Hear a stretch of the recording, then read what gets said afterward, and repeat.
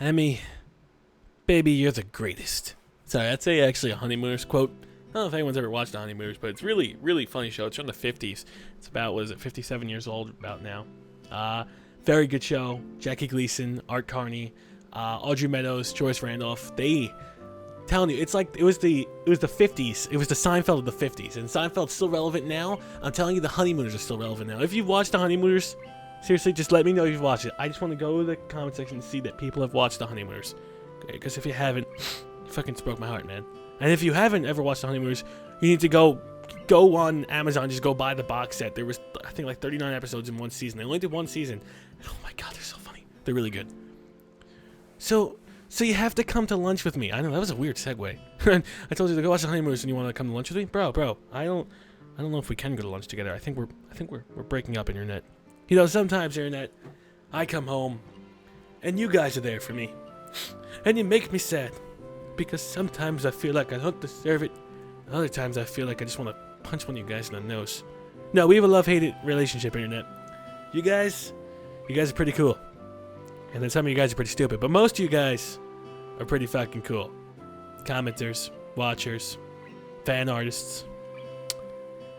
Yeah, I appreciate you guys. I think that maybe brings a tear to my eyes more than this game has. Just the amount of sometimes love and support I feel on YouTube and my channel in general. Oh yeah, there's a tear. Let me wipe it away. Alright, let's go back to having lunch with girls, okay? Let's just have sex with Emmy so we can just be rough animals and mammals and we don't have to worry about feelings and emotions. God. So you have to come to lunch with me. Good. I'll bring it for you, okay? Something really, really good. I start with a, you don't have to, but then shut up and just nod at her when I see her face. Good. We meet on the roof. We? Yep. The weather's really nice, so the roof's a great spot for lunch, you know? I see, but you didn't really answer the we part, Emmy. You'll come, right? You wouldn't deny me the chance to make it up to you, or push you off a roof, would you? No, I guess not. Of course not, no. Great, see you there. Oh, well, looks like I'm going to get lunch there.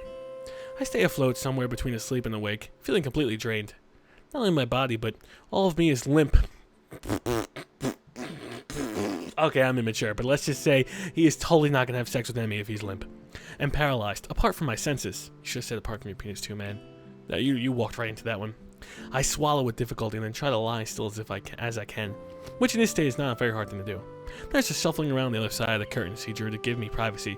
I could see his shadows shifting about in the sunlight. I hate shadows, okay? Not just because they're creepy as fuck, but because shadows like make you like paranoid. Like you think you see things, but it's just shadows. And shadows can only be caused by other things or people. So you think you saw a person, but no, you saw a shadow, but in which the shadow was caused by the person, so there really is someone there. I know. Fucking scares me too. Now I'm checking behind me, because I'm all fucking creeped out. He has opened the window of his office. It's windy outside. The clean white curtains flutter in the breeze in a heavy, lazy motion, like waves. Light sifts through them slowly, half absorbing to the fabric. I close my eyes before death. The breeze in my face feels like the soft fabric of the curtains. I listen to the sound of my heartbeat for a moment, trying to shut out the sound of the nurse tapping away in his computer and my own heavy breathing. Hisao! Are you trying to sleep, Hisao boy? I guess that's not gonna work out well. It's steady. Damn it, not even a week and I end up like this again. I really screwed up this time. Should have known better than to play a half-baked sports star in front of a real one. And why did I try to act brave? Like that heart flare was no big deal, even when it was obvious that it was. It was just a reflex, to push it away, to keep it aside. You have to sometimes come to gripes with your vices, man, with what's pain, what's causing you emotional anguish, and then you find out what that is and you conquer it. Because that's the only way you can do it. If you just allow it to come through and you just push it away, well, you're never going to fix it. And I've dealt with that in the past too. All right, I have. I don't want to get into extreme details, but you know, if you got an issue, you can't really hide it. I swear to God, I swear to anybody listening, I swear on my feet, and I really like my feet, trust me, they're really nice, that if you have an issue and you push it away and you hide it and you don't get legitimate help and you seek help through other means, let's say either alcohol, drugs, or anything, and you don't seek actual help or seek actual fixes it, it will eat you alive, and I swear on whatever you want to believe on, It will kill you. It will be the death of you if you don't fix it. I swear. All right? I'm just saying, you have an issue, talk it out with someone. Just figure out the problem and figure out a way to fix it. Don't mask it with other things. That's chill chaos, and that's being goddamn dead serious. I don't know how much, I know sometimes I joke around, but I'm being completely 100% serious there. Okay, now I'm going to go back into comical mode, but that was serious mode. Talk about it. That was in serious mode. Now we're in comical mode. Seriously. I didn't want it to happen. I didn't want Abby to see it. Stupid Smeagol, stupid hobbits. My precious stupid. I have to be more careful. I'll end up in the hospital again. Or worse. Dead. That's my final thought before I give in to the tiredness.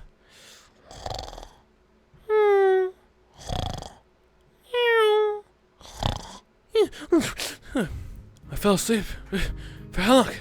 What time is it? I'm feeling a little lightheaded and I keep blinking compulsively. Pushing the curtain aside, I squint my eyes against the unfiltered light pouring in from the window. The texture of the canvas feels like nothing like the wind did before. Nurse looks up from his work, sitting exactly where he did before. How are you feeling, Hisao boy? I can't really tell, so I don't answer. I'm kind of groggy and falling asleep at such a weird time. Hopefully I don't look too weird. I just look like all crippled, like I'm just imagining a picture of like Squidward from SpongeBob, where he's like all like crusty and shit like that. That's how you look. That's how you look. What time is it? I was supposed to have sex with 2 pretty girls on the roof. I need to go. Me croaking the question to gain some orientation, the nurse looking at his wristwatch before answering. Things seem to happen in slow motion. This entire room feels like I'm in slow motion. 10:15. I try to think for a moment what that means, but I'm not really sure. 10:15, Hisao. That's 10:15, buddy. Got it. You didn't answer my question, Hisao. Oh, fine, I'm fine, thank you. Climb down from that bed and let's see how you're doing. Don't. Oh shit, I tried to do exactly that and only sway dizzily when I move too fast.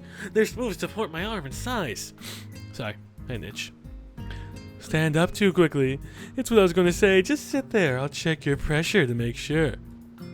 My good intentions sure lasted for a long time. I shut up, embarrassed with myself, while the nurse gets busy, with an old-fashioned contraption in my arm. After a couple of minutes, he puts it away, looking neither pleased nor unhappy. Hey, as long as he didn't put it in your pants, that's all you gotta matter. You're all right. Head stop spinning? Yeah. Good, and how are the contents doing? You didn't show a very good judgment out there, Sal. What, you have to tell me that again. I swallowed the retort I was going to make.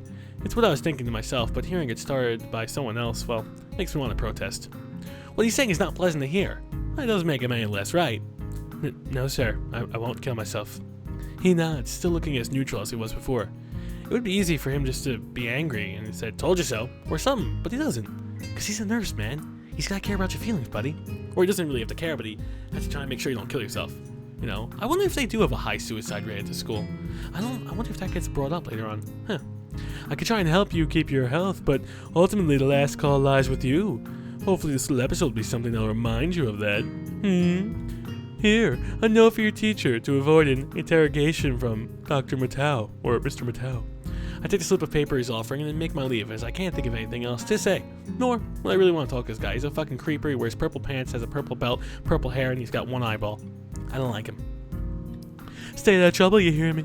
I don't think it was going to be anything but a scare, but next time could be different. I hear you, buddy. I'm in a goddamn dungeon, that's all I hear. There's some way to get to the school building straight from the auxiliary building, but I'm not keen to find out and possibly get lost, so I go out from the exit where I know it works.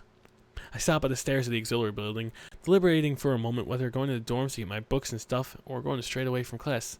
The sun stings my eyes, so I head towards the dorms. That fucking ugly painting, man. I just want to tear that fucker down. The halls are quiet as the courtyard was. Naturally, so since everyone was in class, I knock lightly on the door of 3-3 and push open when Matau calls from the other side. Matau! Sorry I'm late. 15 pairs of eyes turn to me. Come on in, Nakai.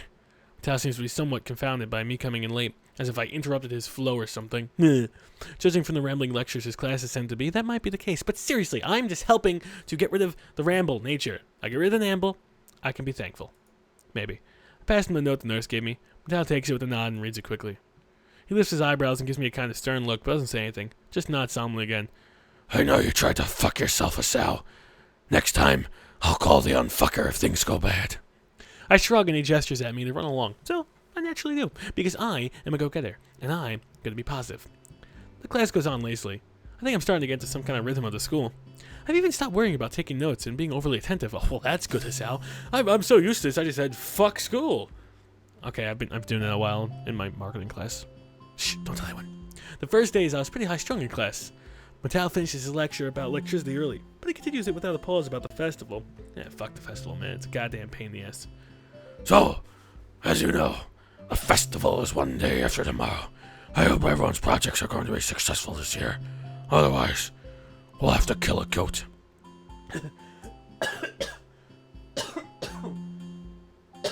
Talking in that voice. Fucking hurts. Have a good time, but also come Sunday, please keep the meaning of this festival in your minds. Games and fried food? Yeah! Everyone burst out in laughter. So do I, because Mitch is an idiot. Yes, thank you, Mikado. But what I meant was, The remainder of the sentence is buried beneath the ring of the lunch bells, and everyone starts packing their things. Mattel deliberates for a moment, but since almost nobody seems to pay attention anymore, he gets up and sits down. God, there's the crowd of the people that I just want to run over. It's crowded in the hallway, or as crowded as hallways in the school probably get. Most of the students seem to be heading down for the cafeteria. Normally, I'd join the flow and grab lunch myself, but today's different. I got lunch on the roof. I've been invited to lunch on the roof. Not location, but hey, that's where I was told to go. Honestly, if I was invited to lunch on the roof by a girl that may or may not have just killed me by getting into a race, I don't know if I trust her. What if she's trying to get rid of any of the evidence and, pushes me off the roof and says I tumbled? That way, she can't be blamed for my heart failure. I'm telling you, this Emmy chick is no good. Fortunately, I managed to find shelter from the storm in the lee of classroom door. Hey, it's all gone. Eventually, the torrent subsides, and I step tentatively out into the hallway. Only be met by Emmy, who comes flouncing down the hallway like a cannonball. Hey, Hisao, great timing! I have super extra lunch today as promised. Let's go upstairs. The stairway to the roof is a little dilapidated, but it's clearly been used recently. Means it's decaying. The top of the stairs is a door, complete with the missing padlock. I wonder who the intrepid individual is that removed the lock. Well, I know, she probably did it with her mouth. Not you, Rin. Emmy shoves the door open and steps beaming into the sunlight. Motherfucker. Suddenly, a tall, dark stranger appears out of nowhere, standing imposingly in front of us. Emmy flinches back, almost falling down the stairs. Hello? Eek! Eh? Yikes, you scared me, Rin. Wait, isn't she... Hello, Hisao. How are you? Noticing that Rin is speaking to me, Emmy looks curiously at me. You two know each other? I look confusedly at Emmy. She's that friend of yours? Rin has turned her gaze towards the clouds drifting above the school. I didn't know you knew this person, Emmy. I just thought you didn't like anybody. Like this guy. Someone said to give her a nasally voice. I don't know, I think it fits.